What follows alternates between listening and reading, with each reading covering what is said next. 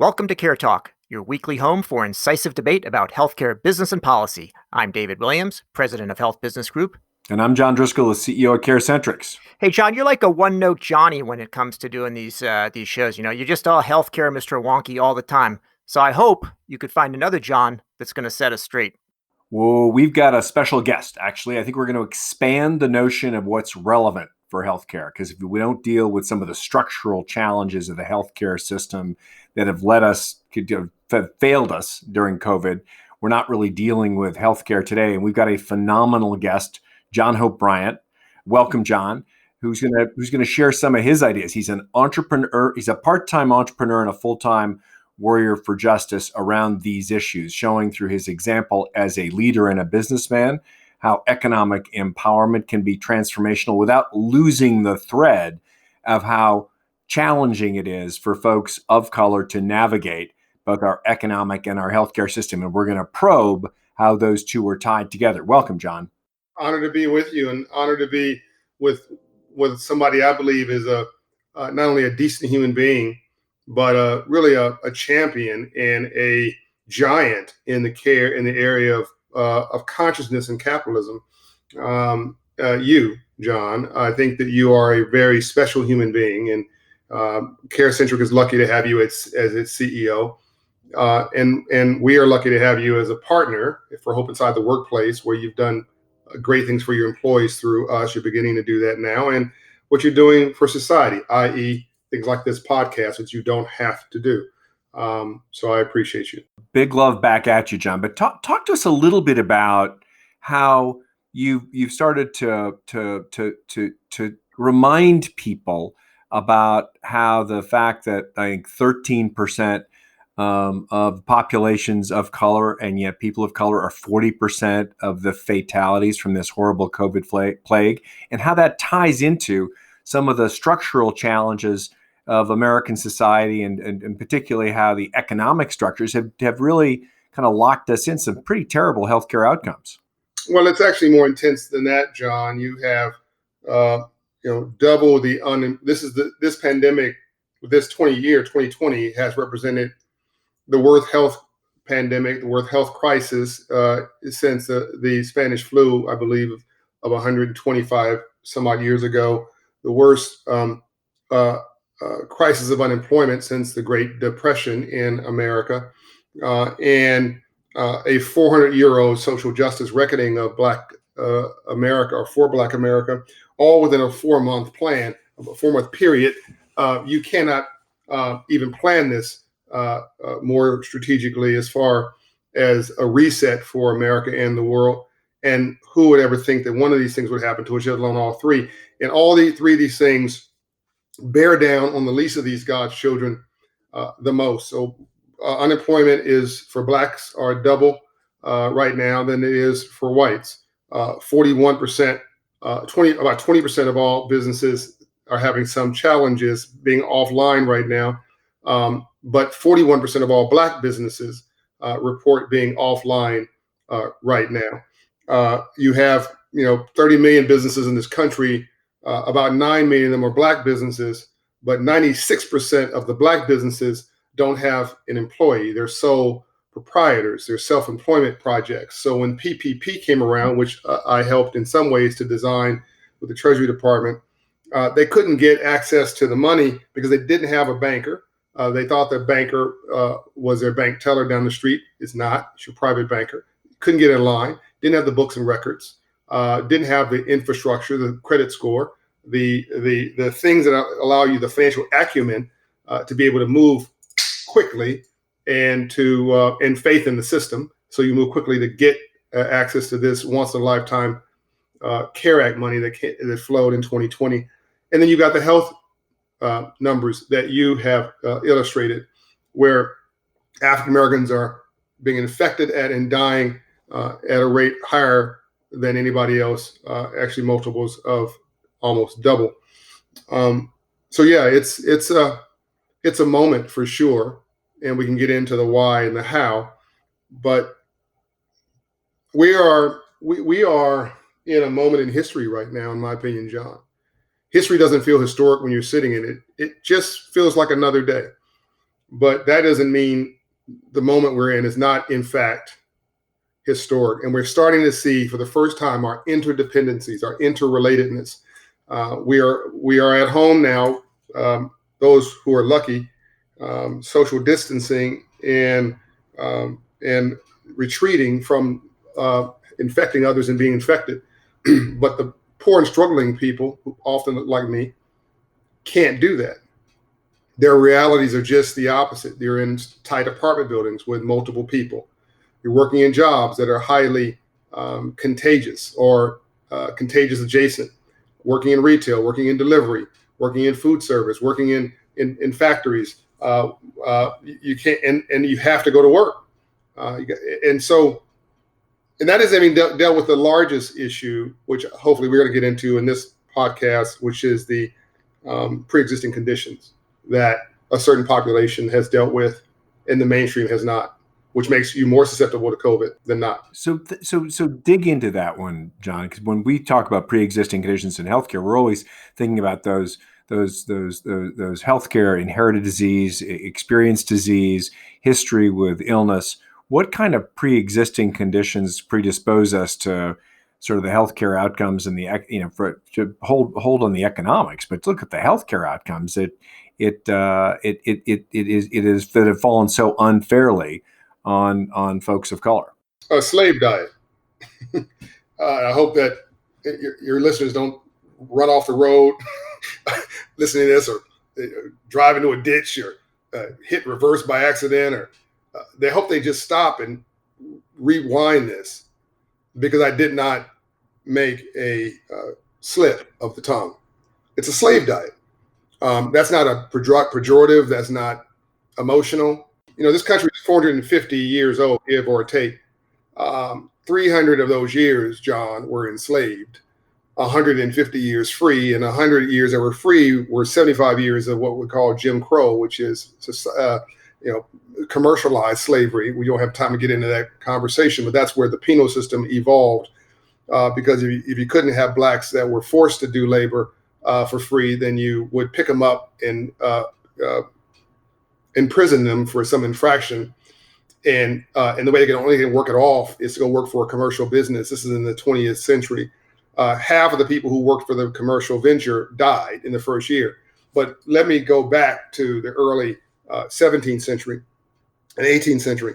The slaveholder, in addition to giving you the first sin against independence in this country, which is if you work hard and play by the rules, you should get the benefit of your labor. People listening to this, no matter what political or socioeconomic framework they come from, rural, urban, doesn't really matter, black, white, conservative, liberal, we all agree on that. You work hard, you get the benefit of your labor. Well, the slaveholder, plantation owner, got the benefit of our labor. We worked hard and his house got bigger.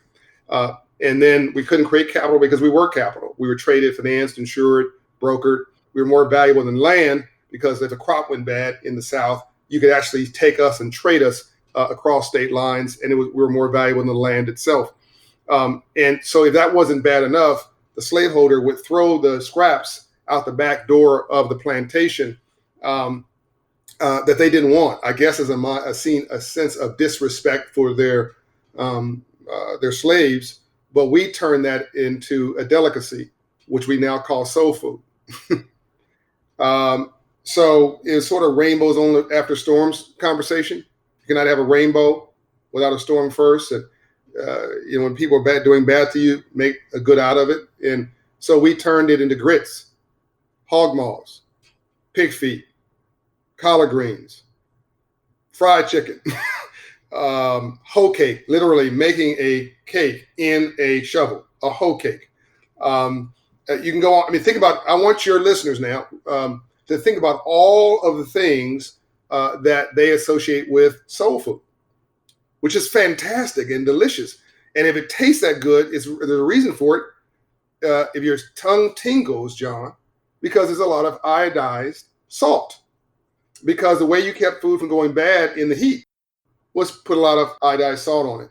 Well, of course, black folks have one of the highest blood pressure epidemics of any race in America. Not blacks from Caribbean, not blacks from Africa, African-American blacks, because of slavery. and we are obese at an unprecedented rate. We're dropping like flies in COVID because we have these pre-existing conditions that are tied to diabetes, hypertension, high blood pressure, obesity, goes on and goes on, because we should have maybe eat this food, we ate it when we had to. And even when we were freed, now we got a habit of eating it and our taste buds are used to it, and it's delicious. And if you're not getting a lot of other aspirations, you're not succeeding on the workplace, you're not succeeding in the family structure, you're not building wealth, well, at least I'm going to eat some good food. And it literally is killing us now, John. And then when COVID comes along, it feeds on those pre-existing conditions, particularly things like the obesity. So, John, I assume that the upcoming $600 check is not going to solve everything. This is like a sin on top of a sledgehammer. I mean, it just boggles my mind. Wait a minute, we're going to do what do I think? $15 billion for a wall we don't need, because most of the people coming in from the border are coming underground through tunnels. They're sophisticated. People are smart. They're not coming on broad daylight, over a field. They're coming underground. But we're going to put up a fence for $15 billion. We're going to spend another 10 or 15 billion on a space police force or something crazy thing, and we're going to give people $600. Well, no, wait a minute now. I did nothing wrong. I'm just standing here. I didn't bring it's not laziness. It's not shift. It's not being spineless. It's not having no work ethic. I'm just standing here and got hit by a global health pandemic, and my government should be protecting me as a bridge over troubled waters until I get to the other side and can do for myself. And you want to give me $600? I don't need it, by the way. But you want to give the average person $600 after they've been waiting for 4 months? It's insulting. And so, yes, it's it's like black folks, like we're born on probation. you get up, life is bad when you wake up. There was a friend of mine did a survey of wealthy blacks and wealthy whites. And my white friends, when have you thought about being white? Pause. Answer, not really ever. My white friends, my black friends, when do you think about being black? Every 28 minutes. It's exhausting, right?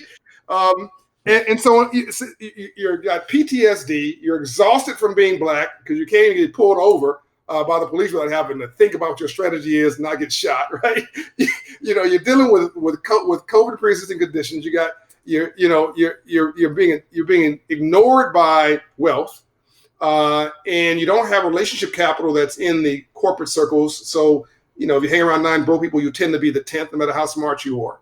And on top of that, your government has prioritized a wall over your humanity. Well, John, it's just for that particular piece, you can directly see that societies like Germany and others, where there's direct economic support, there's actually a much better healthcare outcome, not just from the stress. And that's just not for Black people or people of color, people with their structural discrimination. It's anybody who's poor, and certainly anybody who's been disempowered and is immediately poor because there's no way they can work. I mean, it is insane, because at least from our perspective, I think you're going to see more and more people hitting the healthcare system that's more and more stressed. It's craziness. Well, John, let's be clear, because some people may be listening to this and presuming that what I just said was some kind of a socialist statement. And I believe this: even if you want to distribute money like a socialist, and I don't, you got to first collect it like a capitalist, right? So I'm all about free enterprise and entrepreneurship, but I'm not dumb, okay? And if all your customers are dead, and if your consumers are feeble, and if your financial resiliency is shattered, right? And if you have an economy that's 70% consumer spending, which is what the U.S. economy is, and then 64% of all people, read white middle-class folks too, don't have $400 for an unplanned event, before COVID 2019. And if we need restaurants to have customers, and we need Best Buys to have customers, and we need whatever, my rich friends need my poor friends to do better, if only to stay rich. And the Citigroup report recently said that racism against blacks in the last 20 years alone cost America $16 trillion in GDP. So, John, 2020 has been pretty bad, and you've traced the arc back 400 years or so to show how we got here. How about 2021? We're going to have the wall builder is not going to be building walls. We're going to perhaps have a vaccine. We do have a vaccine already, and things may be looking up. Maybe people are ready for a reset. And you seem to be on the optimistic side in terms of, building capital, building wealth, helping people do better. It's in everybody's interest. Are you an optimist for 2021? What do you see as the key things that can happen for us? I'm extraordinarily optimistic, actually. I don't think that, I think that the 300,000 people who have perished in COVID thus far are martyrs for a war on not only against the virus, but a war against our culture. I think that there are certain people who thought that in order to change America, you had to break it first. And there's been an attempt to break our culture, break our institutions, break our trust, break our love, break our bond to each other, our love for each other, break our sense of family. And the only individuals or entities that benefit from that, John, are countries like China and Russia, because a house divided cannot stand, and we're the largest economy in the world, and we're forgetting that we're family. We're forgetting that it's the United States of us, the United States of America, and that we're better together. And I'm convinced that without COVID, we wouldn't have been sitting at home watching children, adults, seniors, rich and poor alike, watching George Floyd with a public assassination, a lynching by iPhone on broadcast TV. We would all have been too busy, and that stopped everybody. And people said, "No, that's not my country. That's not me." And if that happened on an iPhone by accident, what's going on in this country every place else? I think that became a reinvention of values. And I think that we've now seen that you have two economies, John. You've got an investor economy and you've got the real economy. The real economy is suffering from an ail, a recession. It feels like a depression. And the investor economy has gained $1 trillion in ownership value in the last year. That's not sustainable. Even my wealthy friends know that that's not sustainable. So now you have this massive push by the private sector, including leaders like you, to reimagine our economy, to bridge wealth and income inequality, to repair the health care system, to race to a vaccine, to revitalize our political structure, to have not black or white, but green, as in the color of currency, to not have red or blue as in politics, but fuchsia, okay? The get it done party. I think that we're just all sick and tired of being sick and tired. We're exhausted, and we know this is not sustainable. All of us who are reasonable, even those who are fearful, know that, they're fearful because they know it's not sustainable. They just don't have a plan. But I'm convinced that we're now in an era where we're going to reimagine ourselves beginning in 2021. I think it's going to be a decade of reimagination and empowerment. You're going to see a surge of businesses from the bottom. Is my prediction. A surge of up from nothing businesses. My last book title, by the way, Up from Nothing Businesses, an investment at the bottom of the pyramid, and a re-strengthening of the middle class, which drives this country. I think we're getting back to the basics, and that is extraordinarily exciting to me. So, John, we got a new administration. We're obviously convinced that fair economics, an economy that's growing, is going to create more healthy people. But you've got a big idea out there with the new Marshall Plan. You want to just talk a little bit about it? You've got a new administration, a new Congress, and maybe talk to that, because I think it is we're a great country. Sometimes we focus on small ball. Let's maybe talk or share a little bit with our listeners your plan. Sure, I'll do it quickly. Very much like John, the 60s, the private sector integrated the South. Very few people know this. It wasn't the government. In fact, it was Bull Connor. It was obstructionist mayors and obstructionist governors in the South that said, "Over my dead body, will you integrate?" It was the private sector, leaders like you, who took down the whites only signs in their businesses. They knew it was bad business. Likewise, today, you have this great leadership by the private sector when you have obstructionism at the federal level. And it's like history repeating itself. Now you have this transition of government, and you have people of goodwill from both sides. And I've introduced some bold ideas: internships for all. And I'm talking about millions of internships, not a few hundred, because the ladder of aspiration is broken. What did we do after World War II, John? It was a GI Bill, the Marshall Plan, the GI Bill, which gave you a mortgage for a new home. So that's wealth creation for the average person. That created, in many ways, white middle class wealth. Unfortunately, black folks didn't get that. Today, you got 41% of black folks who own a home, 70% plus of white folks who own a home. That delta of 30% is what happens when you focus. White folks got a home. White folks, returning GIs, by the way, God bless them. As much education as they can shove down their throat. There you go, the higher education generation. And you had an apprenticeship for a new job, for the job of the future. So there's your growth for the 20th century. I think we need internships at scale with tax benefits for those who provide the internships. Apprenticeships at scale, same applies. I think we need K through college financial literacy education. I think we need K through college free education as an investment for those who are in the underserved. I think reparations should be in the form of free education through college for anybody of color who went through what I just described earlier, as long as you graduate and get a job, create a job, or support job creation, working for the government, community, private sector, or yourself.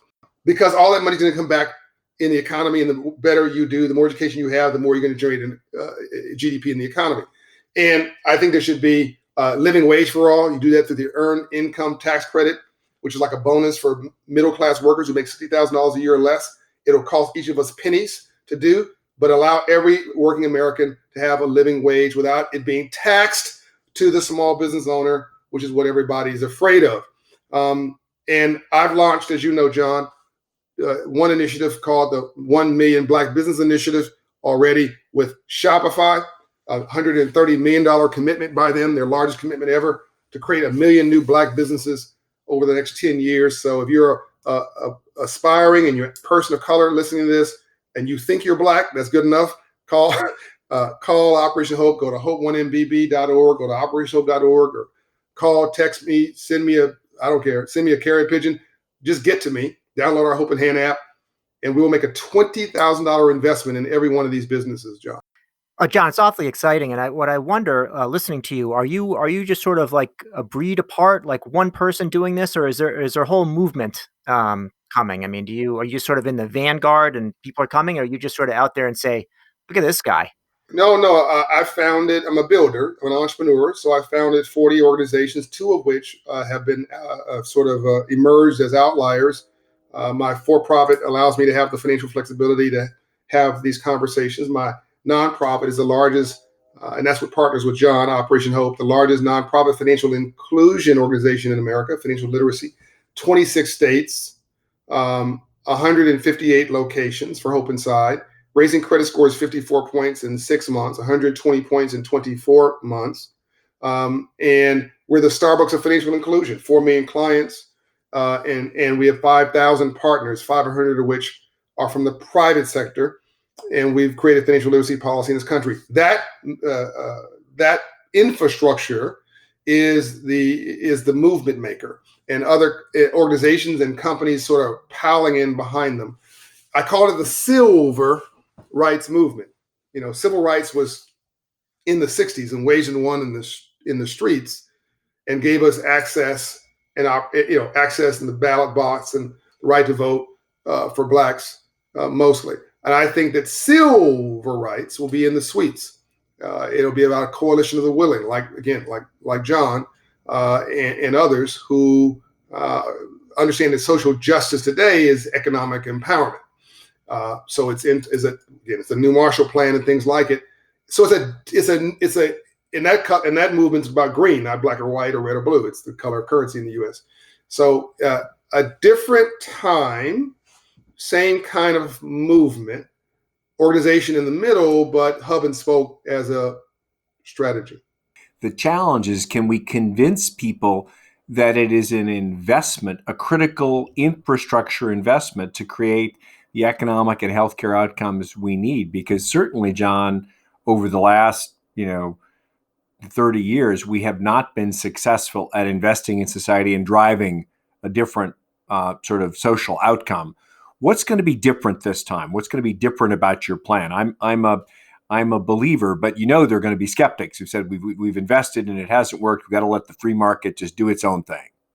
Yeah, I think because everybody knows we've driven into a ditch, and that's not sustainable. I think if I was saying save Black people, save Latinos, save poor people, people are like, oh, that sounds noble. No, but I think it's because COVID hit everybody at the same time. Of every political, socioeconomic strata. I think that everybody is saying, like 9/11, post 9/11, how do we get out of this mess? That's number one. Number two, I think anybody listening to your podcast now will find it hard to argue with the math. Like, I love math because it does not have an opinion. Here's the math. Diverse states are the most economically prosperous. Say what you want about California and New York. They're the largest economies in the United States. Okay, I know California, where I grew up, was a little, off. But if California tilted to one side, all the nuts would roll to California. The world tilted to one side, the nuts would roll to California. But it's still the 10th largest city of LA, actually 10th largest economy in the world. Last time I checked, maybe the numbers may be better now. That I haven't checked it in a minute, but it's big. And in the South, Atlanta, where I'm at now, one of the 10 largest economies in the U.S., the biggest economy in the South, and the only international city in the South with the busiest airport in the world, the most diverse, by the way, in the South. It's called the South Coast. You have the East Coast, West Coast, and the South Coast.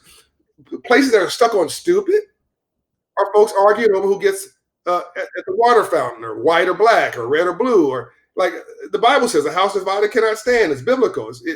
So I think that people are beginning to get that stuck on stupid doesn't work, and we're better together.